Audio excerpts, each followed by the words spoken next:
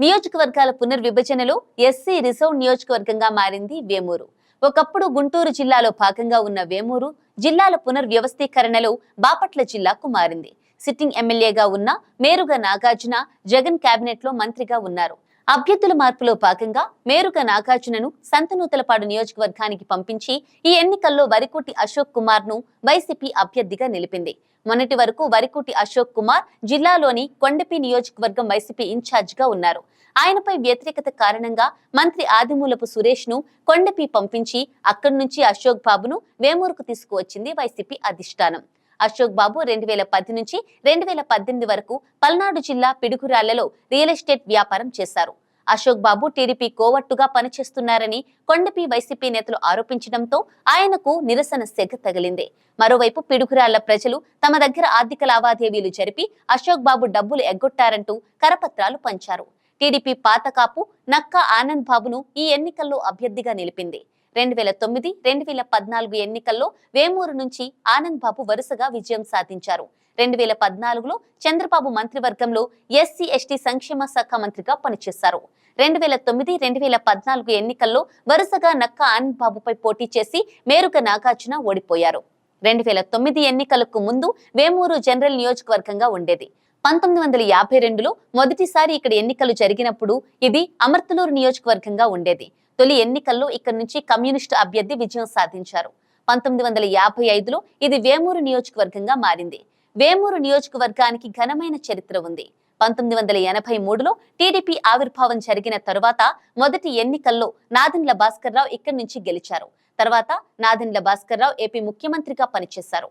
1955, 1962 ఎన్నికల్లో కల్లూరి చంద్రమౌళి 2 సార్లు కాంగ్రెస్ తరపున గెలుపొందారు. 1967, 1972, 1978లో ఎడ్లపాటి వెంకట్రావు వరుసగా 3 సార్లు గెలిచి హ్యాట్రిక్ సాధించారు. 1967, 72లో ఇండిపెండెంట్ గా గెలిచిన 1978లో మూడోసారి కాంగ్రెస్ తరపున గెలిచారు. తర్వాత 1983లో కాంగ్రెస్ తరపున పోటీ చేసి నాదెండ్ల భాస్కర్ రావు చేతిలో ఓటమి పాలయ్యారు. తర్వాత కాంగ్రెస్ నుంచి టీడీపీలో జాయిన్ అయిన ఎడ్లపాటి వెంకట్రావు 1989లో కాంగ్రెస్ అభ్యర్థి ఆలపాటి ధర్మారావు మీద ఓడిపోయారు. 1994, 1999లో ఆలపాటి రాజేంద్ర ప్రసాద్ టీడీపీ తరపున 2 సార్లు వరుసగా గెలుపొందారు. 2004లో కాంగ్రెస్ అభ్యర్థి చేతిలో ఓడిపోయారు. 2009లో ఎస్సీ నియోజకవర్గంగా మార్చడంతో ఆలపాటి రాజేంద్ర ప్రసాద్ గుంటూరు జిల్లాలోని తెనాలి నియోజకవర్గానికి మారారు. 2009లో తెనాలి నియోజకవర్గంలో టీడీపీ తరపున పోటీ చేసి ఓడారు. తర్వాత 2014లో గెలిచారు. 2019లో ఓడిపోయారు. వేమూరు నియోజకవర్గంలో వేమూరు, కొల్లూరు, చుండూరు, బట్టిప్రోలు, అమర్తలూరు మండలాలు ఉన్నాయి. ఈసారి ఎన్నికల్లో వేమూరు నియోజకవర్గం పరిస్థితి చూస్తే టీడీపీ తరపున పోటీ చేస్తున్న నక్క ఆనంద్ బాబుకు సీనియర్ నేతగా గుర్తింపుతో పాటు జనసేన, బీజేపీ బలం చేకూరనుంది. వైసీపీ ప్రభుత్వం ఈయనపై అనేక కేసులు మోపి అరెస్ట్ చేసి జైలుకు పంపారనే సానుభూతి ఉంది. 2014 ఎన్నిక టీడీపీ, బీజేపీ, జనసేన పొత్తులో నక్క ఆనంద్ బాబును వేమూరు ఓటర్లు గెలిపించారు. వైసీపీ విషయానికి వస్తే 2 దశాబ్దాలుగా నియోజకవర్గానికి సుపరిచితుడైన మంత్రి మేరుగ నాగార్జునను తప్పించడం ఒక రకంగా మైనస్ కానుంది. అలాగే కొత్తగా వచ్చిన వరికుటి అశోక్ బాబుకి మంచి పేరు లేకపోవడం ఇబ్బంది కలిగించవచ్చు. టోటల్ గా చెప్పాలంటే వైసీపీ సంక్షేమ పథకాలు మాత్రమే ఆ పార్టీ అభ్యర్థి గెలుపునకు కారణమవుతాయి. వేమూరులో కులాల వారీగా ఓటర్లను చూస్తే ఎస్సీ మాల, ఎస్సీ మాదిగ, కాపు, కమ్మ, గౌడ కులస్తులు కనిపిస్తూ ఉంటారు. ఈ నియోజకవర్గం నుంచి మాలలకే అవకాశం దక్కుతోంది. కమ్మ కులస్తులు రాజకీయాలను ప్రభావితం చేస్తూ ఉంటారు. ఎస్సీ రిజర్వ్ నియోజకవర్గంగా వేమూరు మారిన తర్వాత వరుసగా 2 సార్లు టీడీపీ గెలిచింది. ఎస్సీ రిజర్వ్డ్ గా మారిన తర్వాత ఈ నియోజకవర్గం నుంచి గెలిచిన ఎమ్మెల్యేలు వరుసగా 2 సీఎంల కేబినెట్ లో చోటు దక్కించుకోవడం విశేషం.